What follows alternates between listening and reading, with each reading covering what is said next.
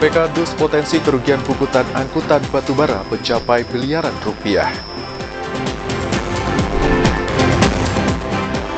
Gubernur Jambi Al-Haris buka roadshow bus KPK 2023 di Provinsi Jambi. Atasi kekeringan, warga Kabupaten Tanjung Jabung Timur melakukan pendalaman sumur.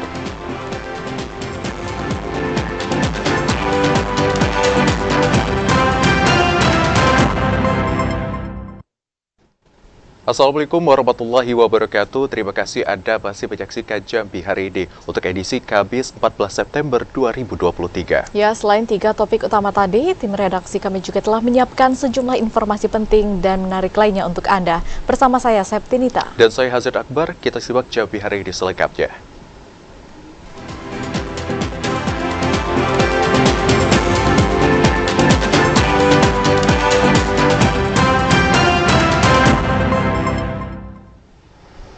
Mengawali informasi Jambi hari ini, Saudara, untuk melakukan pencegahan korupsi dan perbaikan tata kelola dunia usaha pertambangan batubara, Komisi Pemberantasan Korupsi menghitung potensi kerugian daerah terkait adanya pungutan angkutan batubara di Provinsi Jambi.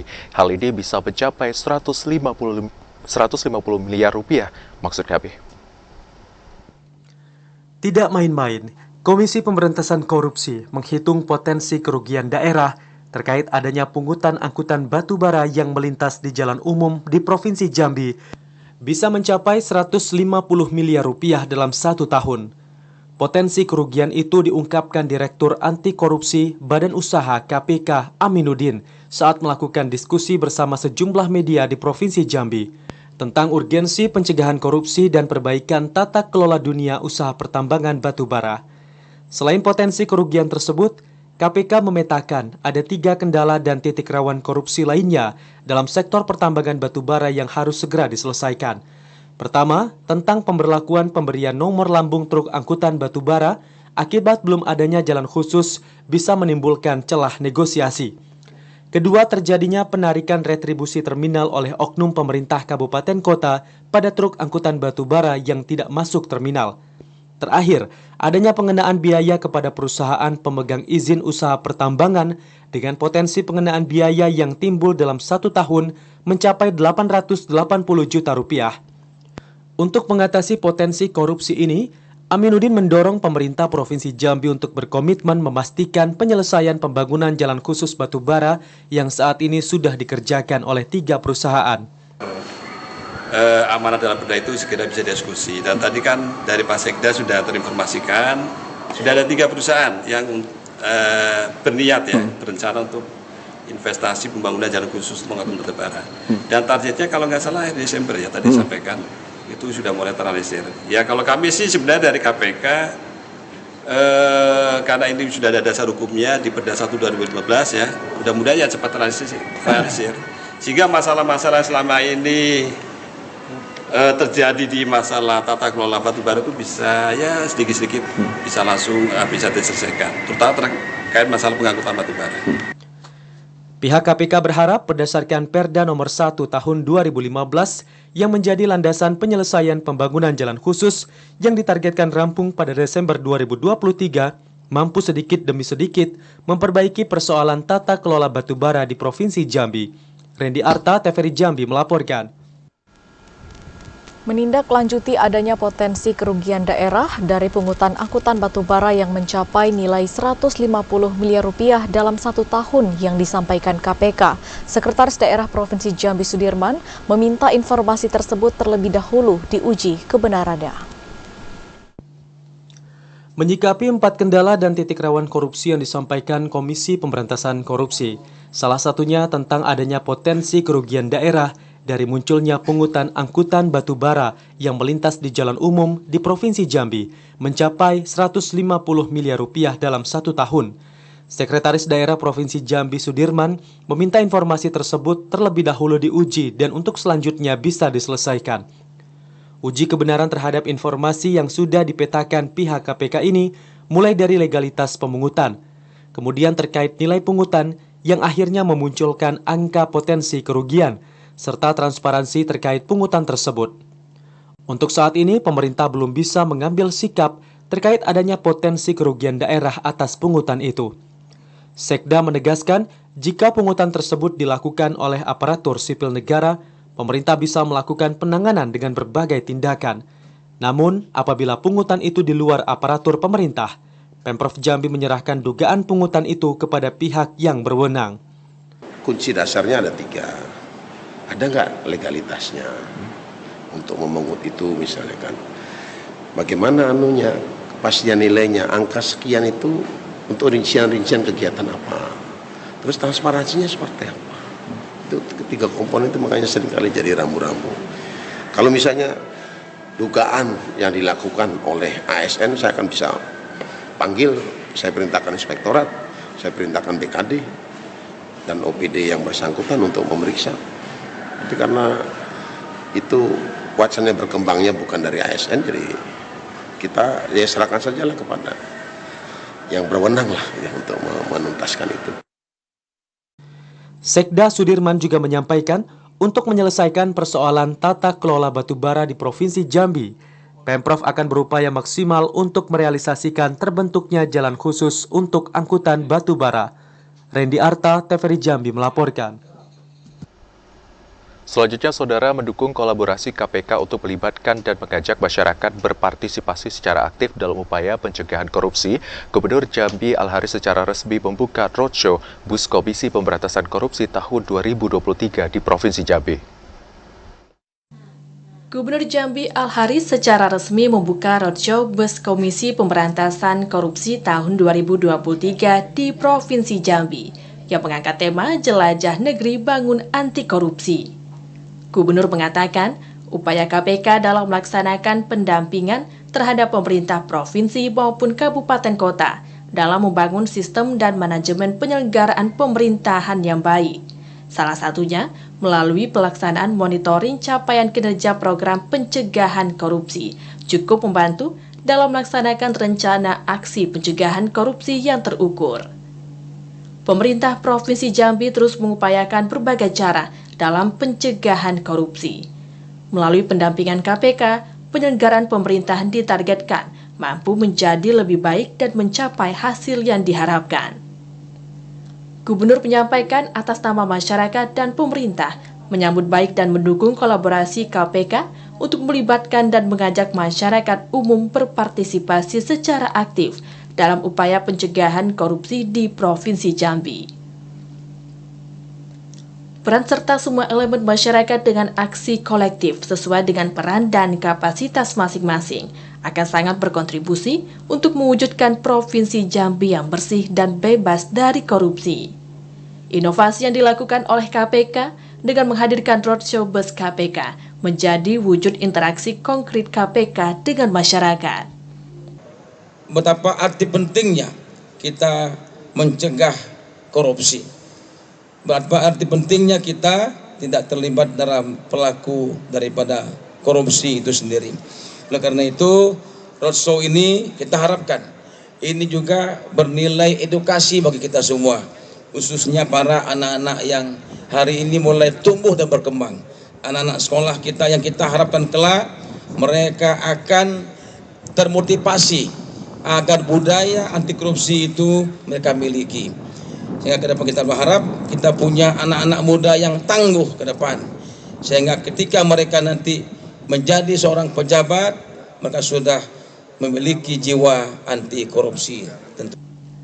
Wakil Ketua Komisi Pemberantasan Korupsi Alexander Marwata menuturkan, roadshow Bus KPK yang akan dilakukan hingga ke Provinsi Aceh ini sebagai bagian dari sosialisasi dan kampanye anti korupsi kepada masyarakat secara langsung. Sekaligus bertujuan untuk meningkatkan kesadaran publik dalam pencegahan korupsi, khususnya untuk generasi muda dan anak usia sekolah dalam upaya membangun sistem pengentasan kemiskinan yang baik. Kalau anak-anak sudah mendapatkan pendidikan yang baik, kuliah yang baik, harapannya apa? Mereka mendapatkan pekerjaan yang baik, kan begitu. Nah, ini juga menjadi persoalan Bapak sekalian ketika di dalam mencari pekerjaan, kemudian di dalam menciptakan lapangan kerja, itu ternyata di sana juga nggak lepas dari persoalan korupsi. Ya.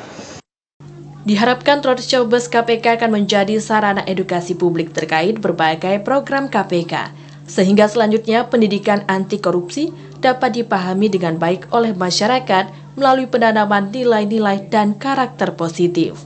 Randy Arta, Yazid, TVRI Jambi melaporkan. Saudara, 5 orang saksi dihadirkan JPU KPK untuk terdakwa Kusnindar. Kelima saksi ini diminta keterangan terkait keterlibatan terdakwa kasus pengesahan RAPBD Jambi tahun 2017. Sidang lanjutan kasus dugaan korupsi pengesahan RAPBD Jambi tahun 2017 terhadap terdakwa Kusnandar, mantan anggota DPRD Provinsi Jambi tahun 2014-2019, kembali dipersidangkan di Pengadilan Negeri Jambi. Dalam sidang lanjutan ini beragendakan pemeriksaan saksi yang dihadirkan Jaksa Penuntut Umum Komisi Pemberantasan Korupsi. 5 orang saksi dihadirkan JPU di dalam persidangan. Selain menghadirkan orang kepercayaan mantan Gubernur Jambi Zumi Zola Afif Firmansyah, JPU turut menghadirkan mantan Kadis PU Provinsi Jambi Dodi dan 3 orang saksi lainnya, Basri, Budi, dan Sandi.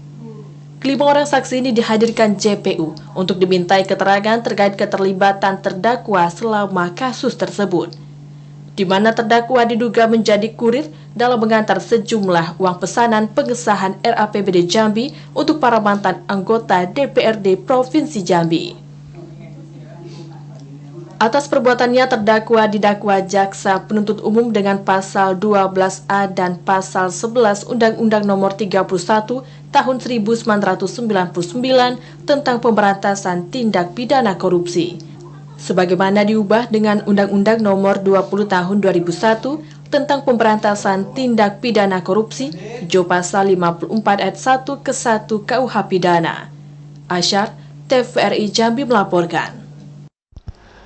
Kejari Batanghari kembali melakukan pemusnahan barang bukti dari 55 perkara yang ditangani. Pemusnahan tersebut dilakukan terhadap perkara yang telah memiliki kekuatan hukum tetap atau ingkrah.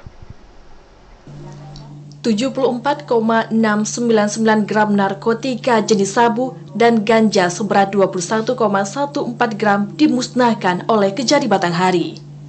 Pemusnahan ini merupakan ketentuan terhadap perkara yang telah ditangani pihak Kejari dan memiliki kekuatan hukum tetap atau ingkrah di pengadilan daerah. Selain narkotika, terdapat juga barang bukti lainnya yang ikut dimusnahkan, berupa timbangan digital, canting, serta material lainnya yang merupakan hasil pengungkapan kasus illegal drilling. Kepala Kejaksaan Negeri Batanghari Muhammad Zubair mengatakan, proses pemusnahan dilakukan dengan berbagai cara, yakni dibakar dan di blender hingga dipotong menggunakan mesin gerinda. Barang bukti yang dimusnahkan tersebut adalah hasil penanganan dari 55 perkara yang dilakukan Kejari sejak tahun 2022 hingga 2023 ini. Tindak narkotika, barang buktinya antara 74,699 gram sabu-sabu, kemudian ganja 21,14 gram. Kemudian ada alat hisap berupa pirex, pipet, baju, tas, dompet, dan lain-lain. Kejari berkomitmen ke depan pelaksanaan pemusnahan akan dilakukan secara terjadwal guna menghindari terjadinya penyalahgunaan wewenang terhadap barang bukti tersebut. Ade Juniawan, TVRI Jambi melaporkan. Sidang sindikat penjualan kulit harimau di Kabupaten Sarolangun kembali dipersidangkan di Pengadilan Negeri Jambi. Dalam sidang lanjutan ini, terdakwa dituntut Jaksa Penuntut Umum dengan kurungan 3 tahun penjara. Sidang lanjutan kasus perdagangan kulit harimau di Kabupaten Sarolangun kembali dipersidangkan di Pengadilan Negeri Jambi. Dalam sidang lanjutan ini beragendakan pembacaan tuntutan oleh Jaksa Penuntut Umum untuk para terdakwa, Mali, Mail, dan Mudrika. Di dalam tuntutan tersebut, terdakwa Mudrika dituntut Jaksa Penuntut Umum hukuman 3 tahun kurungan penjara dan denda 100 juta rupiah subsidiar 6 bulan kurungan penjara. Terdakwa dituntut Jaksa Penuntut Umum karena secara sah dan meyakinkan melakukan tindak pidana konservasi sumber daya alam hayati dan ekosistemnya yang dilakukan secara bersama-sama sebagaimana diatur dalam pasal 40 ayat 2, J pasal 21 ayat 2 huruf D Undang-Undang Nomor 5 Tahun 1990 tentang konservasi sumber daya alam hayati dan ekosistemnya, J pasal 55 ayat 1 ke 1 KUHP. Tuntutannya masing-masing 3 tahun dan denda sebesar 100 juta subsidiar 6 bulan kurungan. Kemudian ditunda tanggal 14 untuk pledoi. Sebelumnya, tim gabungan mengamankan 3 orang pelaku kasus penjualan kulit harimau di Kabupaten Sarolangun. Mereka diamankan di salah satu masjid di Kabupaten Sarolangun oleh tim PKSDA Jambi. Saat diamankan, turut bersama seorang calon pembeli kulit dan tulang harimau. Tapi saat diamankan, calon pembeli tersebut gagal tertangkap karena pelaku berhasil melarikan diri. Kulit harimau tersebut dibisniskan terdakwa setelah hewan dilindungi ini dimatikan terlebih dahulu dengan cara dijerat. Asyar, TVRI Jambi melaporkan. Saudara, usai jeda kami akan kembali dengan sejumlah informasi lainnya. Di antaranya hingga awal September 2023 kasus ISPA di Provinsi Jambi meningkat.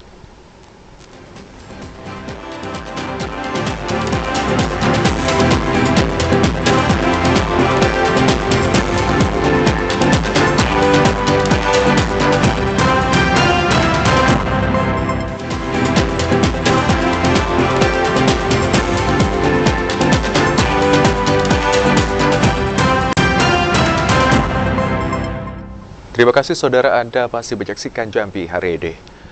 Saudara, memaksimalkan pemerataan pembangunan sumber daya manusia di daerah sesuai arahan pemerintah pusat, Wakil Gubernur Jambi Abdullah Sani secara resmi menggulirkan gerakan nasional aksi bergizi untuk anak remaja dan usia sekolah. Mendorong percepatan pembangunan daerah sesuai misi ketiga Jambi Mantap, yakni memantapkan kualitas sumber daya manusia, Wakil Gubernur Jambi Abdullah Sani secara resmi menggulirkan gerakan nasional aksi bergizi untuk anak remaja dan usia sekolah yang diselenggarakan di SMA Negeri 1 Kota Jambi. Wagub mengatakan mempersiapkan generasi muda menjadi sumber daya manusia yang berkualitas, salah satunya melalui pendidikan kesehatan, mampu mengurangi permasalahan yang dapat berdampak buruk terhadap tumbuh kembang generasi daerah. Untuk itu, Gerakan Nasional Aksi Bergizi bagi Anak Usia Remaja dan Sekolah merupakan komponen penting dalam mencapai 13 dari 17 tujuan pembangunan berkelanjutan. Wagub menekankan pembangunan kualitas gizi pada remaja merupakan hal krusial dalam mewujudkan SDM yang berkualitas. Intervensi kebiasaan pemenuhan kebutuhan gizi sejak remaja akan berdampak pada kebiasaan kehidupan sehari-hari yang dibawa hingga dewasa. Memberikan pengetahuan kepada remaja tentang isu kesehatan perlu dilaksanakan agar Gerakan Nasional Aksi Gizi bisa berdampak maksimal dalam mendorong pemerataan sumber daya manusia. Wagub meminta seluruh pihak terkait untuk saling bekerja sama dalam menyukseskan program ini agar remaja mempunyai kesadaran untuk memenuhi kebutuhan gizinya. Misinya adalah bagaimana memantapkan kualitas sumber daya manusia, di antara program unggulannya adalah Jambi Sehat, Jambi Treat, dan semuanya. Kita akan katakan, berani mengatakan, Jambi Sehat memang amat sangat perlu di samping terdidik, tapi tentunya kita harus berikhtiar, dan ini sudah dilaksanakan secara nasional, bahkan gerakan ini bagaimana terutama untuk anak-anak kita yang perempuan ini, ya tidak perempuan saja, yang muda terutama, tidak muda saja semuanya kan. Dan harapan kita seperti disampaikan tadi adalah ada tambahan semacam tablet tambahan, kemudian tentunya harus diimbangi dengan gizi yang berimbang ya, gizi yang berimbang dengan protein segala macam, tapi juga tidak kalah pentingnya dengan gerakan olahraga dan sebagainya. Wagub Abdullah Sani berharap melalui upaya perbaikan gizi bagi anak usia remaja dan sekolah mampu meningkatkan kualitas SDM untuk mewujudkan perbaikan generasi bangsa. Randy Arta, TVRI Jambi melaporkan.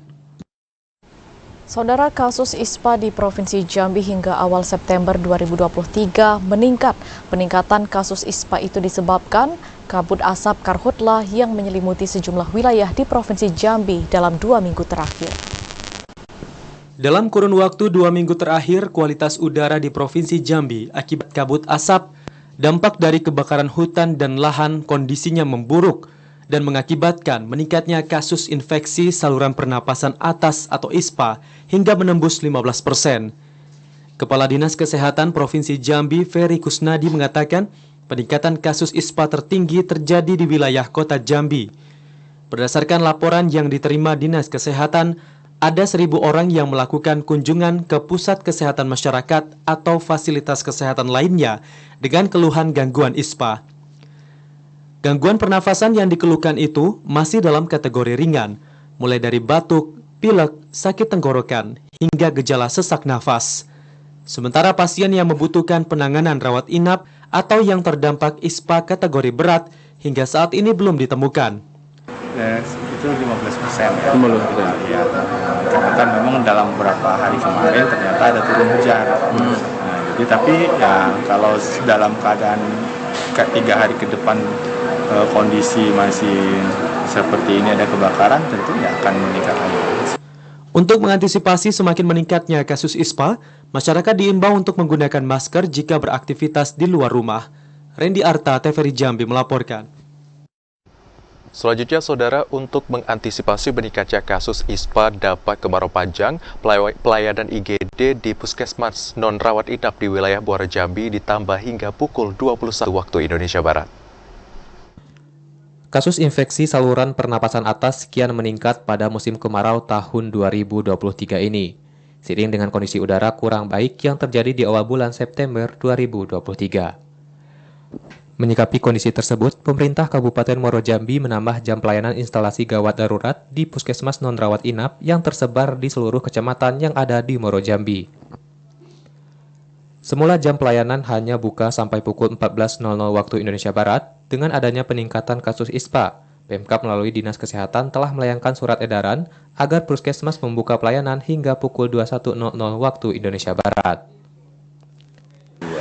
Karena ada melihat kondisi seperti ini, khawatir peningkatan kasus sehingga jam kerja khusus untuk kegawat darurat ditambahkan sampai jam 9.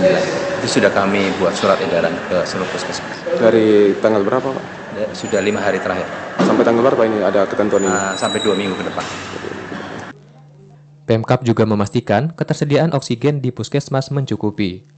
Masing-masing puskesmas telah menyiagakan mobil ambulans. Ini bertujuan untuk mempermudah bagi pasien ISPA yang membutuhkan penanganan yang lebih lanjut di rumah sakit dengan fasilitas yang lebih lengkap.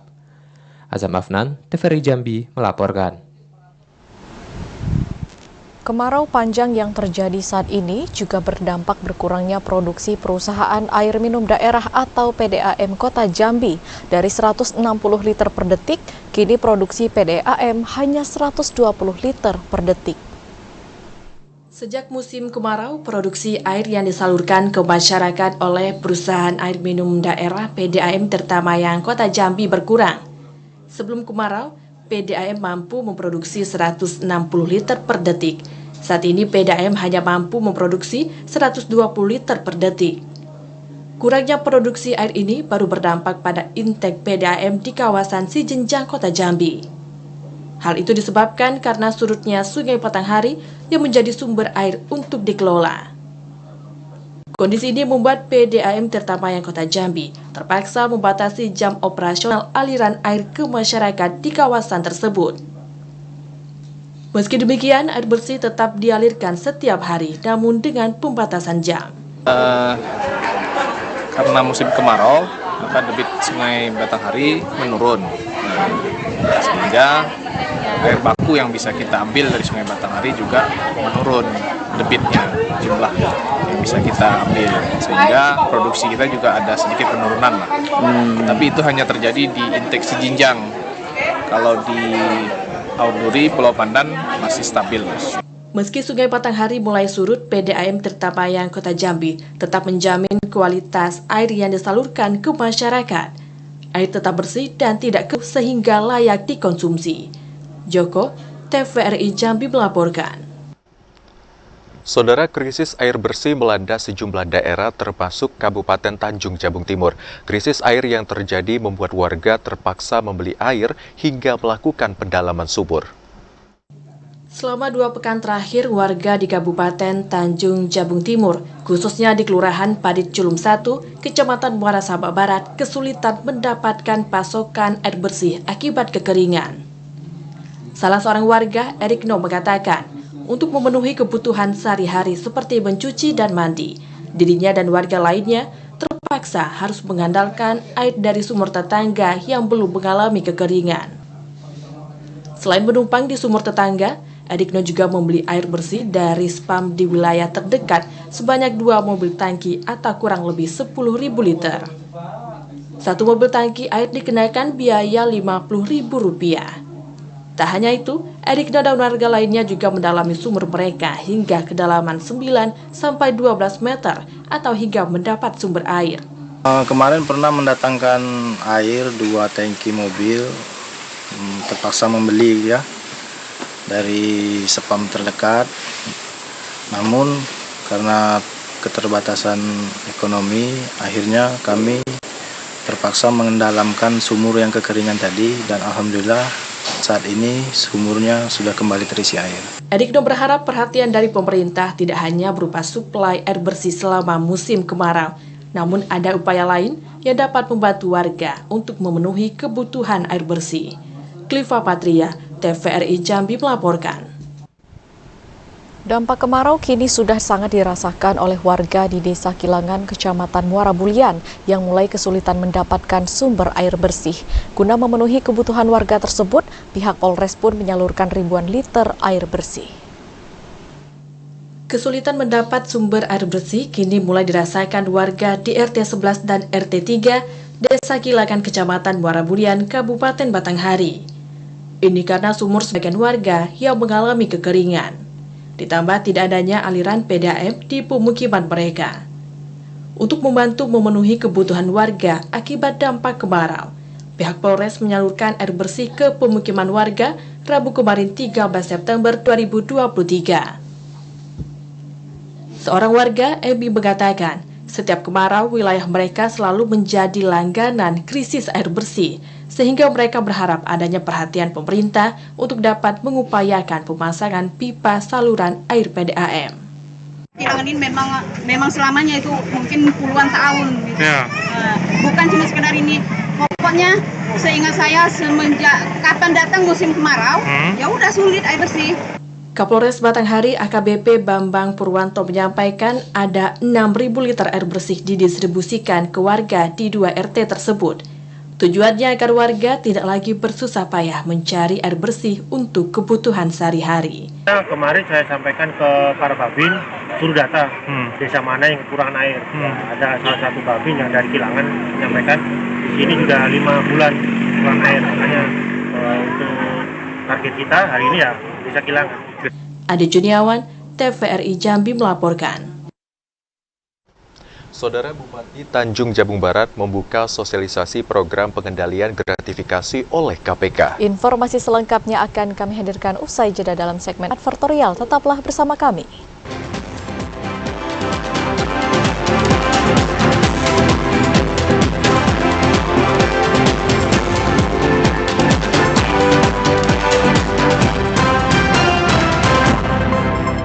Terima kasih saudara, Anda masih menyaksikan Jambi hari ini dalam segmen advertorial. Saudara Bupati Tanjung Jabung Barat membuka sosialisasi program pengendalian gratifikasi oleh Komisi Pemberantasan Korupsi atau KPK. Pengendalian gratifikasi selama ini telah dilaksanakan oleh Kabupaten Tanjung Jabung Barat melalui Inspektorat. Bupati Anwar Sadat mengapresiasi langkah KPK RI yang menyosialisasikan program pengendalian gratifikasi di Kabupaten Tanjung Jabung Barat. Melalui sosialisasi ini, perangkat OPD dapat mengetahui rambu-rambu tindak pidana korupsi yang dapat merugikan keuangan negara. Pengendalian gratifikasi selama ini telah dilaksanakan oleh Kabupaten Tanjung Jabung Barat melalui Inspektorat. Pengendalian tersebut berupa melakukan sosialisasi kepada seluruh perangkat daerah, terutama yang mempunyai tugas pelayanan langsung. Memberikan pemahaman yang utuh kepada seluruh pegawai negeri, pemerintah di Kabupaten Jabung Barat, juga anggota DPRD, bahwa pemahaman yang komprehensif itu sangat penting, sehingga kita tidak salah persepsi ya tentang gratifikasi. Dan tadi sudah disampaikan oleh beberapa narasumber yang cukup mengerti dan mumpuni, sehingga harapan kami kita semua dapat memahami sehingga kita bisa melakukan upaya ya untuk pencegahan ya, karena ketidaktahuan dan sebagainya. Nah, ini juga kita sahuti dengan upaya pemerintah daerah. Kita sudah mempunyai tim gratifikasi yang ada di inspektorat, juga kita punya 3 orang auditor yang sudah disertifikasi. Anwar Sadat menambahkan, dalam pengendalian gratifikasi, Pemkab Tanjabar juga melakukan penegasan komitmen kepada seluruh pemangku kepentingan di jajaran pemerintah Kabupaten Tanjung Jabung Barat. Sosialisasi ini diharapkan dapat memberikan pemahaman terhadap pencegahan gratifikasi yang menjadi akar permasalahan kasus tindak pidana korupsi. Didi Haryadi, TVRI Jambi melaporkan. Di tengah mahalnya harga beras, Pemkot Jambi memberikan bantuan beras 10 kg kepada masyarakat. Bantuan beras itu dilakukan untuk menjaga ketersediaan pangan dan mengendalikan inflasi. Pemerintah Kota Jambi memberikan bantuan beras kepada 27.364 keluarga penerima manfaat KPM. Bantuan itu bertujuan untuk menjaga kebutuhan cadangan pangan di tengah mahalnya harga beras. Setiap satu keluarga penerima manfaat mendapatkan 30 kg beras untuk 3 bulan. Bantuan beras itu diserahkan secara simbolis oleh Wakil Wali Kota Jambi Maulana pada Rabu sore kemarin. Maulana berharap bantuan cadangan pangan ini dapat menekan harga beras yang mulai naik. Bantuan cadangan pangan ini juga bertujuan untuk menekan laju inflasi agar tetap stabil, sehingga angka inflasi Kota Jambi pada September tidak kembali meningkat. Mengumpulkan para KPM, keluarga penerima manfaat yang saat ini dan 2 bulan ke depan, artinya 3 bulan berturut-turut, kita akan memberikan bantuan cadangan pangan beras masing-masing keluarga 10 kilo. Tujuannya yang pertama untuk menjamin ketersediaan beras, terutama bagi keluarga yang kurang mampu. Yang kedua, memastikan supaya tidak terjadi kenaikan harga beras. Ini juga dalam rangka menjaga inflasi supaya tidak naik. Dan program ini untuk di kota akan dibagikan di semua kelurahan, totalnya hampir 27.000 keluarga yang menerima.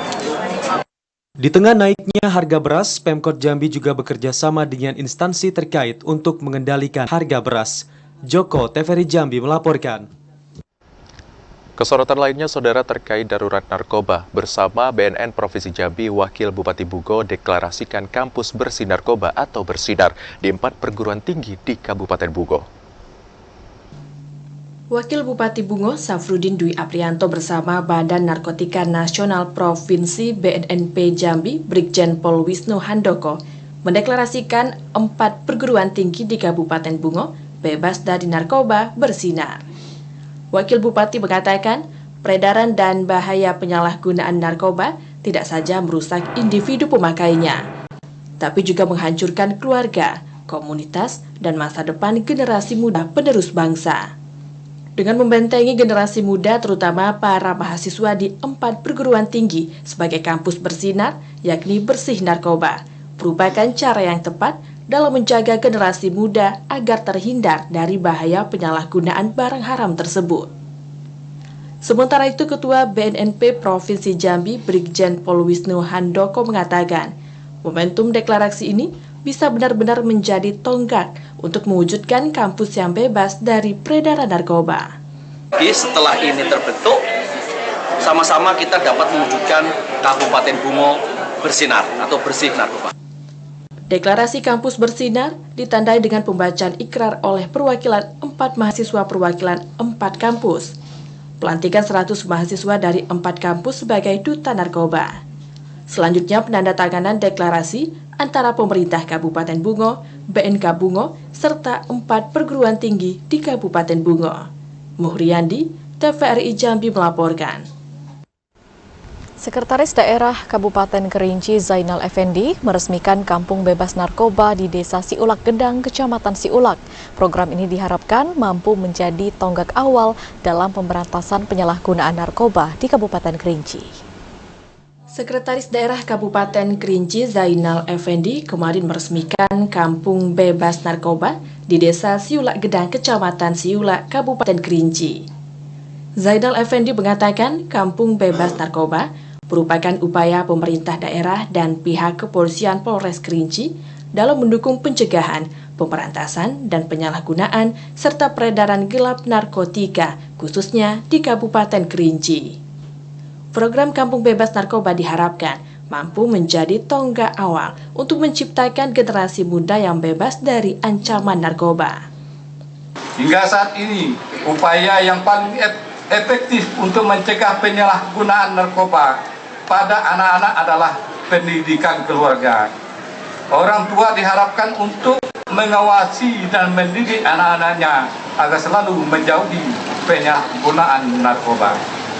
Mengingat keadaan tersebut, saya menyebut baik dengan diadakannya peresmian kampung narkoba ini.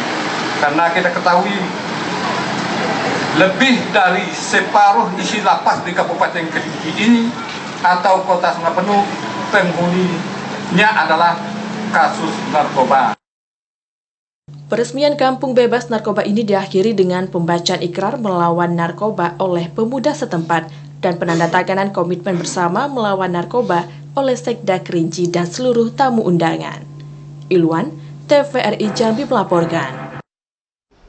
Selanjutnya, Saudara PJ Bupati Muara Jambi Bahyuni Deliansyah menyerahkan langsung bantuan bedah rumah kepada warga di Kumpe Ulu. Selain itu juga menyalurkan santunan untuk ratusan anak yatim piatu.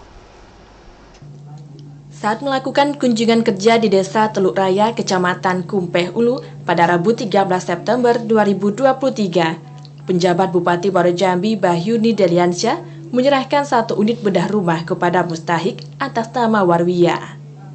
Setelah penyerahan kunci dan pengguntingan tali pita, orang nomor 1 di Bumi Sailun Salimbai, Bahyuni Deliansyah, langsung melihat kondisi rumah yang telah rampung. Rumah permanen yang berukuran 5 x 8 meter ini merupakan kolaborasi Basnas Provinsi Jambi dan Basnas Kabupaten Muara Jambi. PJ Bupati Bahyuni Deliansyah kembali mengingatkan kepada seluruh pegawai di pemerintahan Kabupaten Muara Jambi agar menyalurkan zakatnya melalui Basnas. Dengan anggaran yang cukup dimiliki Basnas, ke depan akan semakin banyak lagi rumah warga yang tidak layak huni dapat diperbaiki menjadi layak huni. Ke depan nanti seluruh pegawai bisa memberikan zakatnya sehingga Basnas mempunyai anggaran yang cukup sehingga banyak rumah yang tidak layak huni di Kabupaten Muara Jambi ini pelan-pelan kita lakukan renovisasi sesuai dengan yang kita lihat hari ini. Saat kunjungan kerja tersebut, penjabat Bupati juga menyerahkan santunan untuk 341 anak yatim piatu tersebar di 18 desa dalam Kecamatan Kumpe Ulu. PJ Bupati menegaskan pemerintah Kabupaten Muara Jambi telah menganggarkan 1,5 miliar rupiah untuk masyarakat yang masuk kategori kurang mampu. Dengan anggaran tersebut, diharapkan dapat membantu masyarakat dalam memenuhi kebutuhan sehari-hari. Azam Afnan, TVRI Jambi melaporkan. Dalam kunjungan kerjanya di Kecamatan Jambi Luar Kota, PJ Bupati Bahyuni Deliansyah menyaksikan prosesi wisuda tahfiz Quran. Pada kegiatan itu, Bahyuni Deliansyah juga meresmikan Ponpes Tahfiz Al-Quran Amanah Umat. Penjabat Bupati Muara Jambi Bahyuni Deliansyah menghadiri prosesi wisuda akbar Rumah Tahfiz Quran se-Kecamatan Jambi Luar Kota binaan pemerintah Kabupaten Muara Jambi. Ada 13 rumah tahfiz Quran dengan 150 santri dan santriwati yang mengikuti wisuda di Desa Sungai Duren Rabu kemarin. Para santri dan santriwati yang wisuda ini mulai 1 hingga 30 juz Al-Quran. PJ Bupati Bahyuni Deliansyah mengapresiasi keberhasilan para santri dan santriwati yang telah berhasil meraih prestasi. Para santri diharapkan mampu menjadi pemimpin masa depan yang berpedoman pada Al-Quran. Bahyuni Deliansyah mengucapkan terima kasih kepada para guru yang telah mendidik generasi muda Muara Jambi. Wisuda ini merupakan bentuk komitmen pemerintah Kabupaten Muara Jambi dalam melahirkan generasi yang memiliki karakter pendidikan agama. Tadi ada permintaan sedikit, juga saya catat, mintanya wisudanya kalau bisa tidak per kecamatan. tapi se-Kabupaten Muara Jambi. Ya, ini ide yang bagus. Nanti kita buat random acaranya, nanti kita adakan, Pak. Ya, karena saya yakin dan percaya bahwa adik-adik yang di depan ini, kelak ke depan nanti inilah yang menjaga kita. Pinternya kita, hebatnya kita, tapi kalau agama yang kurang, dia pemerintah nanti oleng. Setelah menyaksikan prosesi wisuda, Bahyuni Deliansyah juga meresmikan Pondok Pesantren Tahfiz Al-Quran Amanah Umat yang berada di RT 14 Desa Sungai Duren, Kecamatan Jambi, luar kota Muaro Jambi. Peresmian ditandai dengan penandatanganan prasasti oleh Bahyuni Deliansyah, didampingi para pendiri pesantren dan guru pondok pesantren. Bahyuni Deliansyah berkomitmen untuk membantu pembangunan pondok pesantren dengan anggaran yang telah dianggarkan pada APBD Muaro Jambi. Azam Afnan, TVRI Jambi melaporkan. Saudara PJ Bupati Muaro Jambi Bahyuni Deliansyah menyaksikan prosesi pengukuhan pengurusan Lembaga Adat Melayu Kecamatan Kumpe Ulu. Pengurusan Lembaga Adat Melayu yang dikukuhkan diharapkan dapat mengambil peran penting dalam penyelesaian persoalan di tengah masyarakat. Penjabat Bupati Muaro Jambi Bahyuni Deliansyah kembali melanjutkan kunjungan kerjanya di Kecamatan Kumpe Ulu. Pada kunjungan kerja yang dilaksanakan pada Rabu kemarin, Bahyuni Deliansyah menyaksikan pengukuhan pengurus Lembaga Adat Melayu Jambi Kecamatan Kumpe Ulu yang berlangsung di Gedung Serbaguna Desa Kota Karang. Raden Tahir resmi menjadi Ketua LAM Kecamatan Kumpe Ulu masa bakti 2023-2028 setelah dikukuhkan oleh Wakil Ketua LAM Muaro Jambi Raden Anwar. Bahyuni Deliansyah berpesan kepada pengurus LAM yang dikukuhkan untuk dapat berkontribusi dalam menjaga keharmonisan hidup bermasyarakat dan menjaga kebinekaan. Kepengurusan LAM yang baru diharapkan LAM Kecamatan Kumpe Ulu dapat mengambil peran dalam upaya penyelesaian berbagai sengketa yang terjadi di tengah masyarakat. Harus bisa memposisikan pada dua posisi, akan melalui rapat adat atau ini masuk dalam hukum positif, hukum yang berlaku di negara Republik Indonesia. Jadi ada dua. Jadi Pak Ketua Lembaga juga mengatakan, ya kan? Ada dua yang harus menjadi acuan kita untuk hidup. Bahyuni Deliansyah berharap Lembaga Adat Melayu Jambi Kecamatan Kumpe Ulu dapat bersinergi dengan pemerintah kecamatan, tokoh agama, dan tokoh masyarakat dalam membangun batin manusia seutuhnya menuju negeri Baldatun Thaybatun Warobung Ghafur. Azam Afnan, TVRI Jambi melaporkan. Kantor Wilayah Kementerian Hukum dan HAM Jambi menggelar sosialisasi Mobile Intellectual Property Clinic. Pemberian materi ini guna memberikan pemahaman kekayaan intelektual kepada pelaku UMKM seprovinsi Jambi. Kantor Wilayah Kementerian Hukum dan HAM Jambi gelar Mobile Intellectual Property Clinic di salah satu aula hotel di Kota Jambi, Kamis 14 September 2023.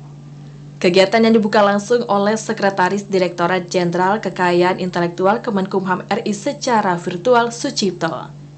Kegiatan yang diikuti puluhan pelaku UMKM ini dijadwalkan berlangsung selama 3 hari. Kegiatan ini dilaksanakan guna menumbuhkan kesadaran masyarakat akan pentingnya kekayaan intelektual dalam rangka melindungi kreativitas dan inovasi. Dengan mengenal Mobile Intellectual Property Clinic ini, para pelaku UMKM dapat mempatenkan hak cipta agar memiliki kekuatan hukum yang kuat. Selain memberi pemahaman pentingnya kekayaan intelektual, turut ditandatangani perjanjian kerjasama antara Kantor Wilayah Kementerian Hukum dan HAM Jambi dengan Dinas Pariwisata dan Kebudayaan Provinsi Jambi tentang perlindungan kekayaan intelektual, serta memberikan penghargaan terkait peran aktif dalam membangun dan melindungi, serta mendukung program kekayaan intelektual di Provinsi Jambi kepada Badan Penelitian dan Pengembangan Daerah Provinsi Jambi, Dinas Kebudayaan Pariwisata Provinsi Jambi, Badan Penelitian dan Pengembangan Daerah Merangin. MIC merupakan program tahunan yang memang digagas atas kerjasama daripada Direktorat Jenderal kekayaan intelektual dengan kantor wilayah Kementerian Hukum dan HAM. Tentunya kita berkolaborasi, bersinergi dengan pemerintah daerah, baik provinsi, kabupaten kota, dan termasuk universitas UMKM yang ada di Provinsi Jambi. Nah, kita mengharapkan bahwa dengan dilaksanakan MIC ini tentunya juga untuk memberikan pemahaman bersama tentang pentingnya didaftarkannya haki daripada masyarakat. Nah, itu dalam bentuk merek, paten, indikasi geografis, tentunya dalam hal ini merek dagangnya cipta, kaitannya dengan bagian daripada hak kekayaan intelektual sendiri. Dilaksanakan kegiatan ini diharapkan para peserta dapat mengikuti secara maksimal dan dapat mengimplementasikan pentingnya kekayaan intelektual bagi karya masyarakat. Aisyah, TVRI Jambi melaporkan. KPU Provinsi Jambi wajibkan parpol peserta pemilu 2024 memiliki rekening dana kampanye. Informasi lainnya akan kami hadirkan usai jeda dalam segmen menuju pemilu 2024.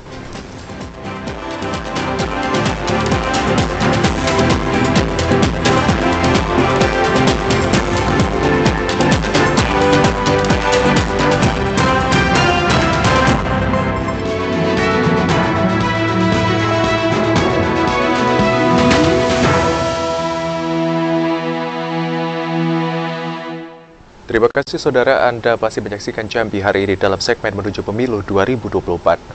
Saudara, KPU Provinsi Jambi mewajibkan 18 partai politik peserta pemilu 2024 memiliki rekening khusus dana kampanye, karena rekening tersebut merupakan komponen penting dan sebagai dasar laporan awal hingga akhir penyiapan dana kampanye. 18 partai politik peserta pemilu 2024 wajib untuk memiliki rekening khusus dana kampanye. Kebijakan itu tertuang dalam Peraturan KPU Nomor 18 Tahun 2023 tentang dana kampanye pemilihan umum. Rekening tersebut merupakan komponen penting dalam penggunaan dana kampanye masing-masing partai politik. Anggota KPU Provinsi Jambi, Fahrul Rozi mengatakan, pihaknya telah menerima seluruh persyaratan dan mengirim data penanggung jawab masing-masing partai politik terkait pembuatan rekening dana kampanye. Namun KPU akan memeriksa terlebih dahulu terkait pembaruan data rekening tersebut. Ini akan terus dilakukan sebelum memasuki masa kampanye pada 27 November 2023. Karena penyampaian laporan pemberi sumbangan dana kampanye atau LPSDK mulai dilakukan pada 28 November sampai dengan 11 Februari 2024. Artinya penyampaian LPSDK mulai dari awal masa kampanye sampai dengan 1 hari setelah masa kampanye berakhir. Penyumbang atau pemberi dana kampanye itu terdiri dari perseorangan, perusahaan atau badan usaha non-pemerintah. Kami sudah menyurati setiap partai politik terkait tentang rekening kampanye, rekening awal dana kampanye.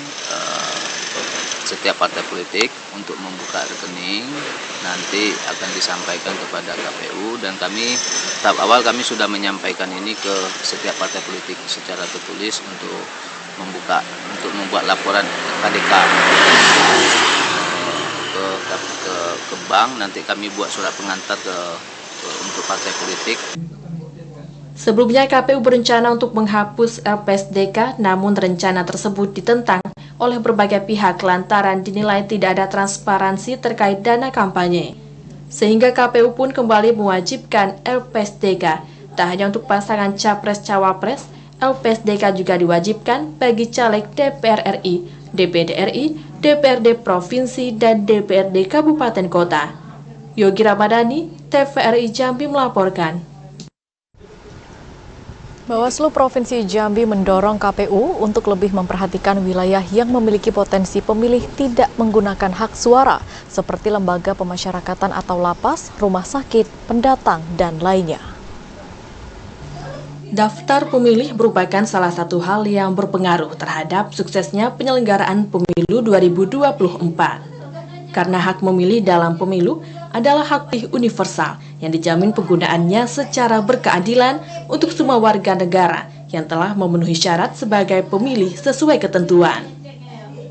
Maka menjadi tugas Bawaslu untuk mengawasi seluruh tahapan pemilu, terutama daftar pemilih tambahan atau DPTB dan daftar pemilih khusus atau DPK yang harus diawasi dengan cermat, tepat, serta akurat.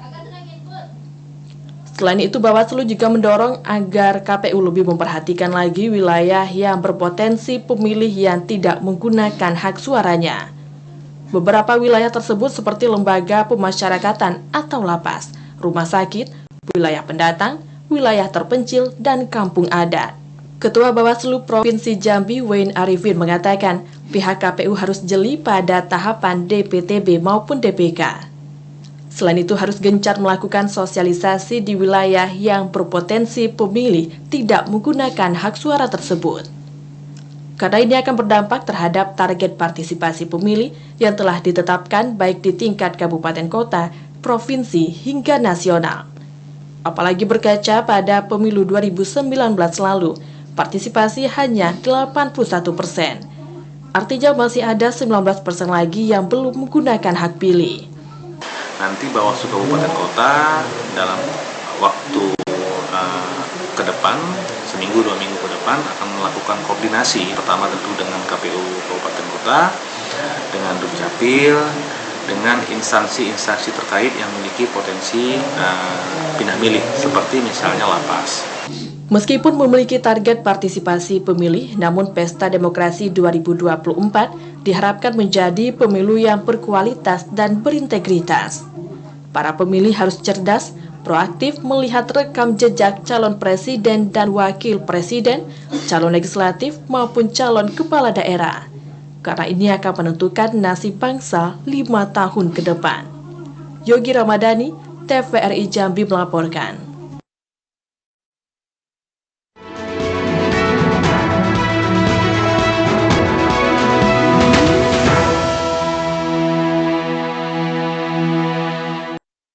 Informasi tadi sekaligus menutup perjumpaan kita di Jambi hari ini. Terima kasih atas perhatian dan kebersamaan Anda. Saya Septinita. Dan saya Hazir Akbar bersama kerabat kerja yang bertugas pamit undur diri. Wassalamualaikum warahmatullahi wabarakatuh dan sampai jumpa.